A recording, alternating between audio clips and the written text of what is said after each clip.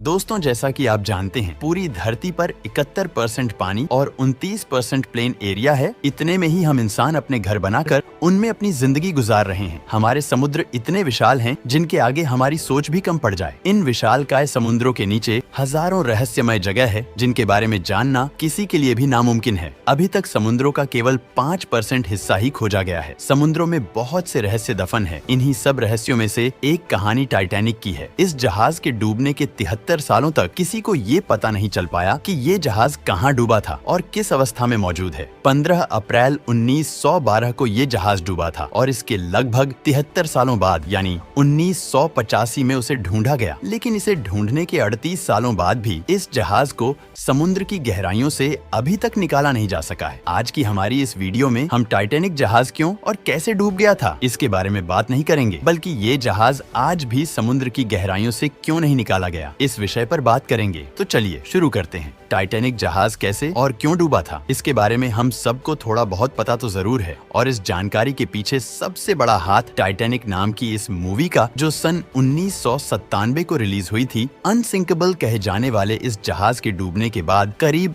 73 सालों तक वैज्ञानिकों ने इसे ढूंढने की हर प्रयास कोशिश की और इसकी तलाश में कई सारे मिशन भी किए गए, लेकिन किसी को भी कोई सफलता हासिल नहीं हुई। आखिरकार सन 1985 में एक आर्कियोलॉजिस्ट और एक अमेरिकन नेवी ऑफिसर टाइटैनिक को ढूंढने के मिशन पर निकल पड़े और समुद्र की गहराइयों में ढूंढते ढूंढते आखिरकार उन्हें सफलता हासिल हो गई और उन्हें टाइटैनिक मिल गया। उनके टाइटैनिक को ढूंढने के बाद इसके कई राज्यों से पर्दा उठा, जिसने पूरी दुनिया को हैरान कर दिया। टाइटैनिक समुद्र के अंदर 12,000 फीट गहराई में डूबा था। एक रिपोर्ट के मुताबिक ये जहाज डूबने से पहले सही सलामत था, लेकिन जैसे जैसे टाइटैनिक समुद्र की गहराइयों में समाता गया, वैसे वैसे ये जहाज 2 हिस्सों में टूट गया। लेकिन ऐसा क्यों हुआ? टाइटैनिक एविडेंस की रिपोर्ट में ये बताया गया कि टाइटैनिक आइसबर्ग से टकराने के बाद नहीं, बल्कि टाइटैनिक आग लगने की वजह से डूबा था। खोजियों को जब इस जहाज का मलबा मिला, तब उन्होंने ये पाया कि इसमें मौजूद बहुत सी चीजें वैसी की वैसी ही है। इस जहाज में मौजूद छोटी छोटी चीजों को बाहर निकाल लिया गया, लेकिन पूरे जहाज को बाहर निकालने की बहुत कोशिशें की गई। लेकिन शायद सब लोग ये जान गए थे कि इसे वापस बाहर निकाल पाना नामुमकिन है। अगर टाइटैनिक को बाहर निकाल लिया जाता तो इसके द्वारा बहुत से राज सामने आते, लेकिन वो सभी राज टाइटैनिक के साथ ही समुद्र में दफन हो गए। आज की एडवांस टेक्नोलॉजी की मदद से भी टाइटैनिक को निकाला नहीं जा सका है और ये समुद्र की गहराई में आज भी मौजूद है। आमतौर पर किसी भी जहाज को समुद्र के नीचे से जैसे निकाला जाता है, टाइटैनिक को उस तरीके से निकाल पाना मुमकिन नहीं है, क्योंकि ये 2 हिस्सों में टूटकर डूबा था। लेकिन हाईटेक सबमरीन और पावरफुल मैग्नेटिक सिस्टम की मदद से शायद उसे निकालने की कोशिश की जा सके, पर इन कामों में बहुत सारी मुश्किलों का सामना करना पड़ेगा, जिसमें सबसे पहला टाइटैनिक का वजन है, जो करीब 1.4 लाख टन है। और इसके बाद पानी का दबाव आता है, जो जहाज के वजन को और भी कई गुना बढ़ा देता है। टाइटैनिक जिस जगह डूबा था, उस जगह की गहराई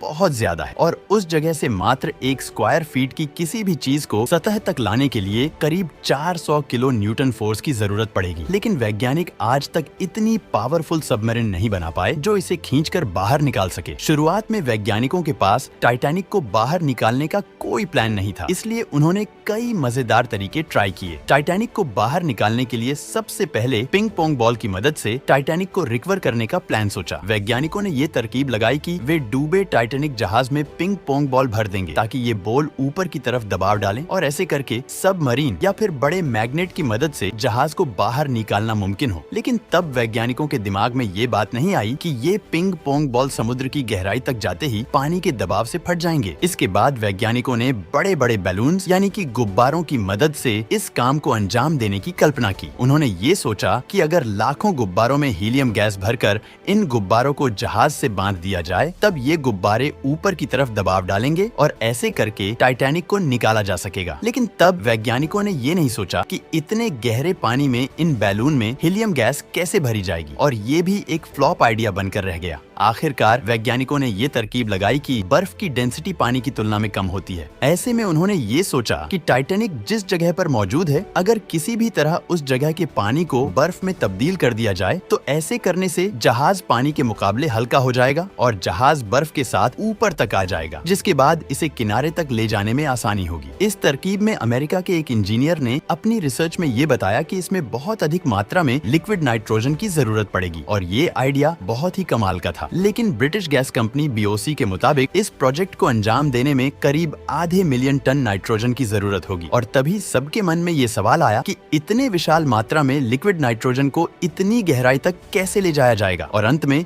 ये प्रोजेक्ट भी कामयाब नहीं हो सका। इसके बाद एक शिप बिल्डिंग कंपनी ने टाइटैनिक को निकालने का एक आइडिया दिया। उनके मुताबिक सबसे पहले टाइटैनिक में जमे शैवाल और गंदगी को साफ करना पड़ेगा और इसके लिए एक पावरफुल वैक्यूम क्लीनर जैसे मशीन की जरूरत होगी और एक ऐसी सबमरीन का जुगाड़ करना पड़ेगा जिसका टैंक गैस से फुल हो। सिर्फ इतना ही नहीं, इस प्रोजेक्ट के लिए भारी मात्रा में बिजली की आवश्यकता होगी। रिसर्चरों के मुताबिक प्रोजेक्ट को अंजाम देने के लिए 20 मिलियन किलोवाट बिजली की जरूरत होगी और इस बिजली के उत्पादन के लिए एक पावर प्लांट की भी जरूरत पड़ेगी। लेकिन समस्या ये थी कि समुद्र की इस गहराई में पावर प्लांट कैसे बनाया जाए। वैज्ञानिकों ने फ्लोटिंग पावर प्लांट बनाने के बारे में भी सोचा, पर इतनी गहराई में इलेक्ट्रिक वायर टिक नहीं पाएगी। पानी के अधिक दबाव से ये वायर फट जाएगी कैसे भी करके। अगर इस प्रोजेक्ट को अंजाम दे भी दिया गया फिर भी ये प्रोजेक्ट काफी महंगा साबित होगा। इसीलिए इस प्रोजेक्ट को तुरंत बंद कर दिया गया। बहुत सी बड़ी बड़ी कंपनियों ने इस प्रोजेक्ट को अंजाम देना चाहा, लेकिन इसके खर्चे को देखकर सभी ने इसे निकालने के लिए मना कर दिया, क्योंकि टाइटैनिक को बाहर निकालने में जितना खर्च आएगा उस पैसे की रिकवरी करना नामुमकिन है। इसी कारणवश इस प्रोजेक्ट को कोई भी अंजाम नहीं देना चाहता। अगर कोई कंपनी इसे निकालकर म्यूजियम में भी रख दे तब भी इसमें किए गए खर्च को रिकवर करने में 100 साल से भी ज्यादा का समय लग जाएगा। हालांकि इस अनोखे जहाज से लोगों के इमोशंस जुड़े हैं, लेकिन फिर भी कोई कंपनी इतना बड़ा रिस्क नहीं लेना चाहती। वैज्ञानिकों के मुताबिक बैक्टीरिया ने इसके मलबे को खोखला कर दिया है और आने वाले कुछ सालों में ये बैक्टीरिया टाइटैनिक को पूरी तरह तहस नहस कर देंगे। सिर्फ इतना ही नहीं, टाइटैनिक बहुत से समुद्री मछलियों का घर बन चुका है। इसलिए यूनेस्को ने साल 2001 में टाइटैनिक को under water cultural heritage protect declare कर दिया। तो दोस्तों, अगर सीधी बात कही जाए तो टाइटैनिक बाहर नहीं निकाला जा सका और आगे भी नहीं निकाला जाएगा, क्योंकि टाइटैनिक इतनी बुरी स्थिति में है कि अगर इसे थोड़ा भी छेड़ा गया तो ये धूल की तरह बिखर जाएगा। और एक बात ये भी है